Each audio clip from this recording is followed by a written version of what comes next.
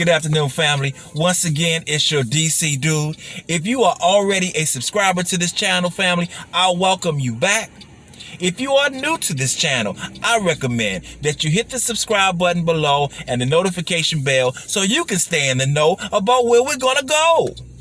Okay, so today, family, I'm going to need your help because I'm looking for a winner to a contest of the worst intersection in DC. Now, I'm going to throw out some nominees. Obviously, it's a large city. There are many intersections that people probably consider the worst intersection in DC. But I'm just going to throw out a number of them, and you can vote for them, or through the comments, or you can come up with your own and see if we can come up with the worst intersection in DC. Now, the first one I'm going to start with is on the corner of 7th and Massachusetts Avenue. I hesitate when I say Massachusetts Avenue, and we're talking about Northwest. No, I'm sorry. 7th and New York Avenue. See, that's what makes it confusing already, and I'm going to tell you why. So, 7th and New York Avenue, think about where the convention center is. Think about where Mount Vernon Square is, where there still is a library, but now it's more of an Apple store. In any case, Massachusetts Avenue comes down to this intersection like it's going towards Convention Center, and it's going up Northwest. And what happens is, when it gets to that intersection, it gets to the Convention Center on the right side, and the library or iPhone store is on the left side, and it turns into Mount Vernon Street. And as it crosses the front of Convention Center, then it starts to bear to the right and turns into Massachusetts Avenue. So New York Avenue comes down, Mount Vernon, then it turns to Mass. New York, Mount Vernon, Mass. Meanwhile, on the other side, right? Okay, let me say this too. I'm on K Street right now. I'm on 4th and K Street Northwest. On the other side of me is Massachusetts Avenue coming down towards Mount Vernon Square as well, right? And when it gets to Mount Vernon Square, I don't know if the name of the street is Mount Vernon as well, but when it gets there, it bears to the left a little bit, and it passes that library, and then it keeps going to the left and turns into New York. So Mass, let's say Mount Vernon, and then New York. Mass, Mount Vernon, New York. So they're turning into, so in other words, if the square wasn't there and New York kept straight across, it would just hit New York on the other side of the library, and Mass would hit Mass on the other side of the library. Meanwhile, K Street, which I'm on, 4th and K Street, that's what I usually take. Because everybody knows that New York Avenue has a lot of traffic. Massachusetts have a lot of backup traffic. So if I'm coming from certain areas in Northeast and I'm going to Northwest, sometimes I just take K Street. But what I don't do is go all the way to 7th Street. That's a mistake. Because what happens is 7th Street is, when you get there, it's a dead end. You can't go forward because that's Mount Vernon Square, right? So you have a couple options. You can make a left, which is horrible. That's horrendous. That's part of that whole little block of 7th Street, where K Street ends, is backed up. And it's backed up for a couple reasons. That's what makes it the worst intersection to me. So what I do is, if I'm coming down K Street, I'll make a right on 5th, I'll make a right on 6th, but I don't go all the way down to 7th. Today, we're going to go down all the way down to 7th to show you what the confusion is that I'm talking about. And I'm going to tell you about it real quick before we get down there. I want to give you an idea of what it's like. So when I get down there, what's going on is there's usually cars in front of me on 7th Street. And I'm on K Street, and it's like, oh, I can't go. Why? Because the cars on 7th Street that are going north are trying to make a left onto that Mount Vernon Street that passes in front of the convention center. So it's one of those intersections requires a left turn arrow to turn. Otherwise, people are keeping straight up 7th Street. Now, if I make the mistake and go all the way down to 7th Street, what I normally do is I just make a hard right on 7th Street, keep going up 7th Street. I don't even try to get over to get into the lane where they make the left turn on, which a lot of people do. And so I think it's the timing of the lights, because the streets, it's always backed up. The green arrow for 7th Street going up turns green. Meanwhile, The left arrow's red, red, red, red, red, red. And cars, meanwhile, are backing up. They're backing up further and further. So if you're on K Street and you want to get all the way over to the left lane to make that left turn, you can forget about it. You know, that your best shot of it is just go ahead and make a right turn on, like I say, 6th or 5th. And then make your left on New York. That way you already be on New York and you can just keep straight in front of the convention center, keep moving. So that's enough out of me. Let's just go ahead and look at this. So right now, we're going to start here on 4th and K Street. And I'm going to point out that, when we pass 5th and when we pass 6th, what I would do, but today I'm just going to show you my nomination for the worst intersection of DC. Okay, so we're heading down K Street. Now, I say K Street is better than going Massachusetts or New York Avenue, but not necessarily, because this block right here has a whole lot of restaurants now, and there's a lot of activity. Now, just to give you an idea of what time it is, it's 1:03 p.m., and that makes a huge difference, because 1 o'clock, rush hour was supposed to start around 3. But some people get off at 2 o'clock, so you might start getting, seeing traffic start to build up at 2 o'clock or whatever. But 1 o'clock is non-rush hour time. So anyway, it really shouldn't be a lot going on down here, but we're going to see when we get down here.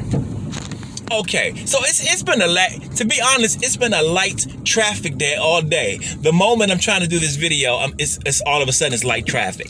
But at this intersection, of course it's not. So you see what I mean? I get to the end of the street, and it's always cars right here. So what I would normally do is I'll go ahead and make this right. I'll make this right, because even if I wanted to make a left to get on Massachusetts Avenue and go uptown, I'm not bothering with that, because I will have to get 3 lanes over and then wait for that red arrow up there to turn. See, their arrow is still red for them for the left turn. The straight arrow is green, and there's always a lot of confusion. People are making a right here. So anyway, it's easier for me to just keep straight, and then if I wanted to go left on Massachusetts Avenue, I can just come up here and then make my left up here on L Street, and then L Street, picks right up, merges right onto Massachusetts Avenue. That's the easy way. But it seems like people just don't know that. They feel like they have to make that turn. So anyway, that's my first nomination for the worst intersection in DC. Let's look at that. Let's look at our second nominee, shall we? Oh, this next intersection is gonna be hard to beat. This next nominee family, particularly if the category was an intersection, the worst intersection that was fine before, but then went under a major construction project to make it really hard. Now again, traffic just seems to be light today, because I have never just rolled up on this one like this. But what blows my mind about this one was, this is Florida Avenue. There was a time when you could just keep straight directly across. I mean, it was just Florida Avenue there was none of this hiccup. It just stayed on Florida Avenue the whole time, right? Now, you got to go around all this unnecessariness. Wendy's was always there. It's nothing to do with Wendy's. It doesn't seem to have anything to do with anything. It just seemed like all of a sudden the street designers or the city planners or whoever is responsible, just decided to just make this a train wreck. Now, like I said, it's 1:12 now, and today, for whatever reason, seems to be super light traffic. So this is flowing pretty good. But anybody who has experienced this one, cast your vote accordingly. So if you want to stay on Florida Avenue, you got to be in this lane. But if you want to make a left on New York Avenue, you got to be in that other lane and to the left. And then if you want to go the other way, which is what I'm about to do now, you want to come off right here, which really wouldn't make no sense for, in a normal situation. I would keep down Florida, because I'm just coming from that area on Florida.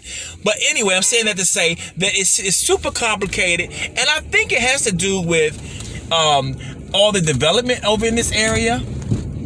All the development, and when they built the Noma subway station, it probably happened around that same time. because that was one of the stations. That's probably the only time the Metro added a station between stations. So Rhode Island Avenue was there forever. I mean, because Red Line is the oldest train line, and so you had Union Station to Rhode Island Avenue Station.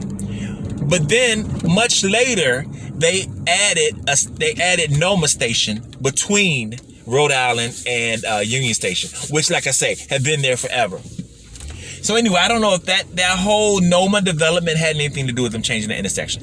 But there you have it. Our next nominee is the intersection of 7th and Florida Avenue.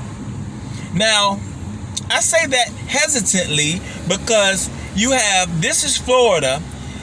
7th is coming up on our left, crossing from our left side, and then when you cross, it turns into Georgia, and then this turns into U Street, whatever. But again, it's flowing. So this is not a good day to talk about bad intersections. But what typically happens in that intersection is the people in the right lane are trying to turn. When the light turns green, people trying to turn. But then you have people who are crossing Georgia Avenue and they can't make the right turn to the people across. Meanwhile, the people in the left lane are waiting to make a left turn, and they're waiting for oncoming traffic to be clear before they can make their left turn onto 7th Street. So what happens is the light is green, but the left lane is waiting to turn left, and the right lane is waiting to turn right, and nobody goes. So, and that's almost a typical thing in a lot of intersections in DC, where people don't pick up their step a little bit when they're trying to cross nowadays. That it's not like it used to be in DC. When the light, when people see that people are trying to make a turn, they put a little pep in their step and try to get across the street. Now it's kind of like they just drag their feet, looking at their phone, not really paying attention to the big picture that they're actually holding people up who have a green light. Which drives me bananas. Oh my gosh, I've never seen this intersection so clear in my whole life. But I'm submitting this nominee anyway, so anybody who has experienced this one, it typically is horrible. So this is 14th and U Street. I was able to creep right in this lane with no problem. But what happens a lot of times is when that bus to my right is servicing the stop that we just passed, the back of the bus is blocking his left side, and then the people in the left lane are trying to make a left turn. And again, people at the green light just sit. But today I'm just blowing through all kind of intersections that I normally sit in for days. So this is a bad example right now because you know how DC has those days where just traffic is super light for no reason. And then you have days when it's super heavy for no apparent reason. Anyway, it's one of those light traffic days. But if you've experienced this intersection in your life, you know what you want to vote for. You know whether or not you think that this is the worst intersection in DC. Okay, family, for my next nominee is Eastern Avenue in Kenilworth. I think this one speaks for itself. I don't even have to really say nothing about this one. I mean, I talked about it when I did the Ward 7 video. Just something about this intersection, and I'm not even there yet, but the cars are already backed up behind me. Like, I'm 2 traffic lights away already, and it's already backing up in the right lane. The left lane looks clear ahead, which I'm surprised to see right now. We'll see what happens when we get up there. But right now, I'm on Eastern Avenue, and what is that street? Addison Road. Addison Road, right? So when I cross Addison Road, I'm gonna go through a traffic light over there where T&T Crab House used to be on the right side. And when I go through that light, that's the intersection. So it looks pretty clear right now, which is not really surprising right now because it seems like every intersection that I went to today, oh my God, there's not one car. There's not one car in sight. Well, there's some cars, but I'm just saying we just gliding all the way through. This just don't happen, family. I don't have that kind of luck at this intersection. I just don't. But anyway, you all experience all of these intersections for yourself. You know when they're good, you know when they're bad. So these are my nominations. So if you have some intersections that you think are worst, leave a comment. And if you think one of these are the worst intersection, go ahead and put your vote in, and we will, together, we will come up with the worst, the very worst intersection in the District of Columbia. All right. So you know what, family? I am almost embarrassed because every nominee that I had for the worst intersection was a breeze today. I mean, the worst one wasn't even that bad, and that was the one on 7th and Massachusetts Avenue. That wasn't even horrible like it normally is.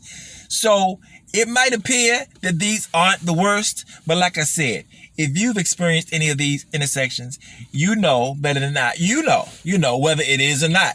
And that's the whole point, for you to vote on which one you think is the worst. And if there's one that you believe is the worst, then please, leave in a comment so we can, like I said, we can get down to the bare bones of which one is the worst intersection of DC.